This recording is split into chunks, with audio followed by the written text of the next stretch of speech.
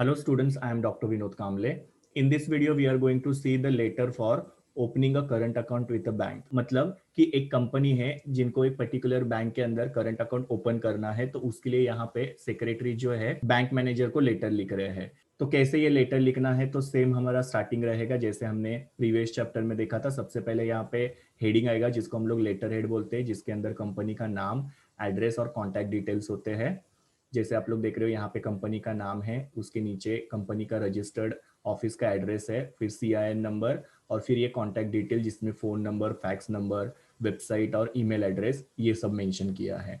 उसके नीचे ही right hand side में होता है डेट, उसके सामने लेफ्ट हैंड साइड में होता है रेफरेंस नंबर।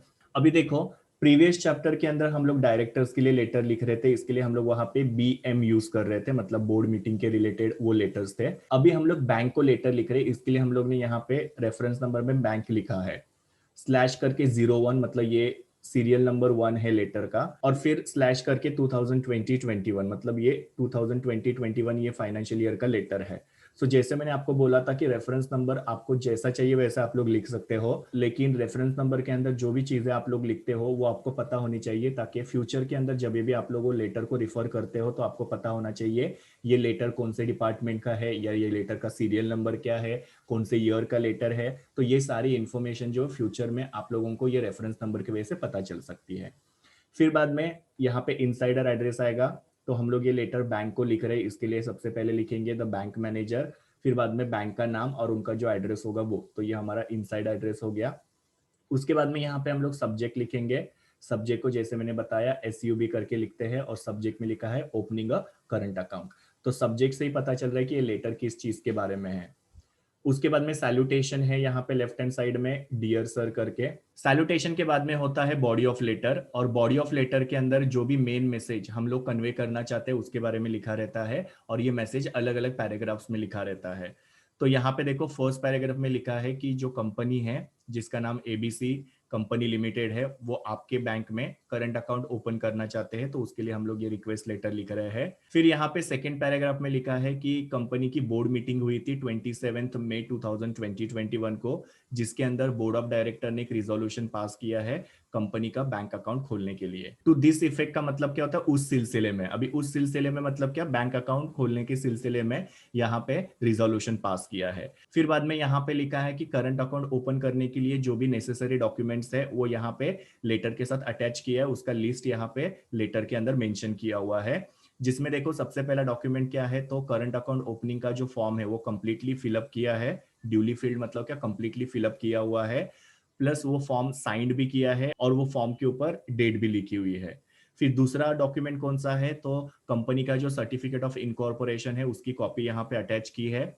उसके साथ साथ कंपनी का जो मेमोरेंडम और आर्टिकल्स ऑफ एसोसिएशन है उसकी कॉपी भी अटैच की है।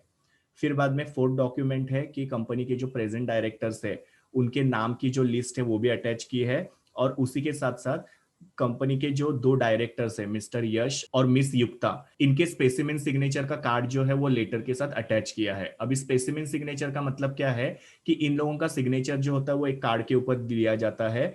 अभी ये जो मिस्टर यश और मिस गुप्ता है, ये लोग कंपनी के चेक के ऊपर सिग्नेचर करने के लिए ऑथोराइज रहेंगे, और जब कंपनी किसी को चेक इशू करती है तो इन लोगों की सिग्नेचर वो चेक के ऊपर होगी। और जब वो चेक बैंक में जाता है क्लियरिंग के लिए, तो बैंक क्या करती है, वो स्पेसिमेन सिग्नेचर के साथ ये जो चेक की सिग्नेचर है वो मैच करते हैं, और फिर बाद में सामने वाले को पेमेंट किया जाता है।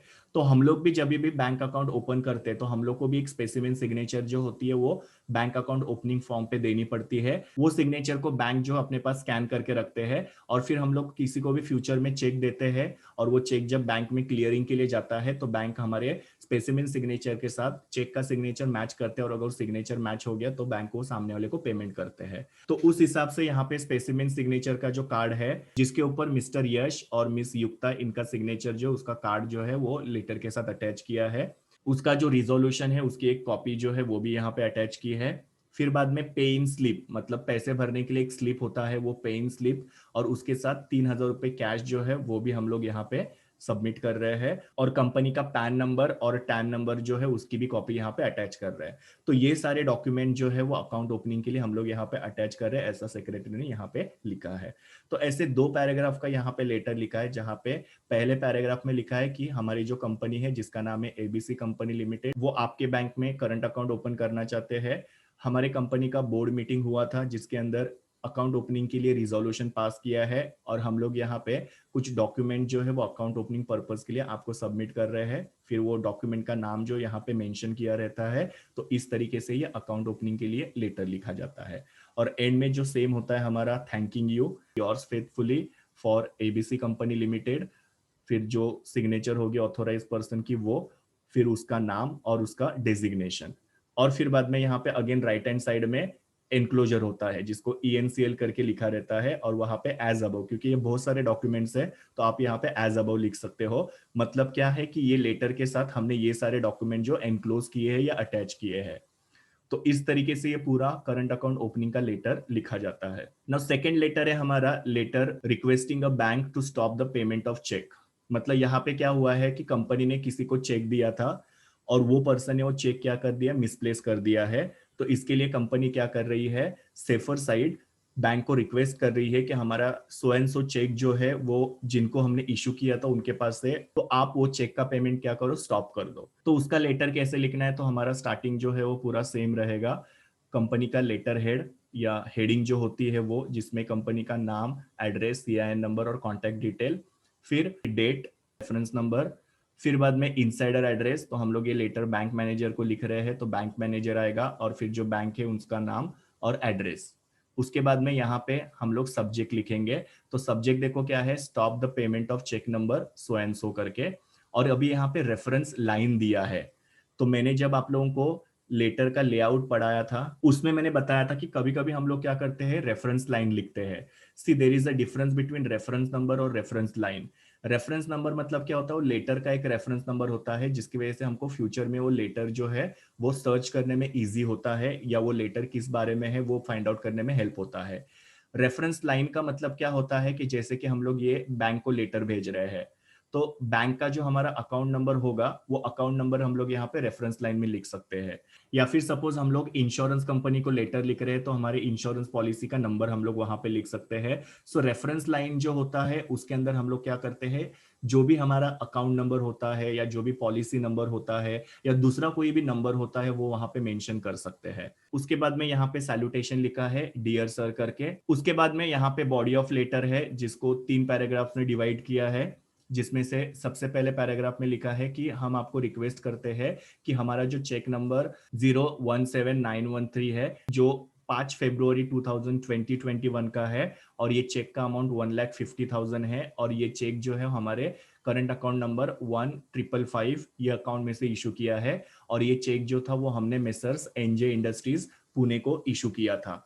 तो ये जो हमारा पेमेंट है ये आप क्या करो, स्टॉप कर दो। फिर यहाँ पे सेकंड पैराग्राफ में ये पेमेंट क्यों स्टॉप करना है उसका रीजन बताया हुआ है कि ये जो चेक है वो हमारी जो पार्टी है NJ इंडस्ट्रीज पुणे लिमिटेड उनके पास से लॉस्ट हुआ है, और इसकी वजह से प्रिकॉशनरी मेजर का मतलब क्या है कि सेफ साइड पे हम लोग आपको रिक्वेस्ट कर रहे हैं कि आप ये चेक का पेमेंट स्टॉप करो।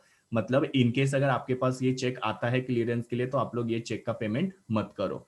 और फिर बाद में आपको लिखना है कि inconvenience cause to you is regretted, मतलब आपको जो भी दिक्कत हो रही है उसके लिए हम लोग क्षमा चाहते हैं।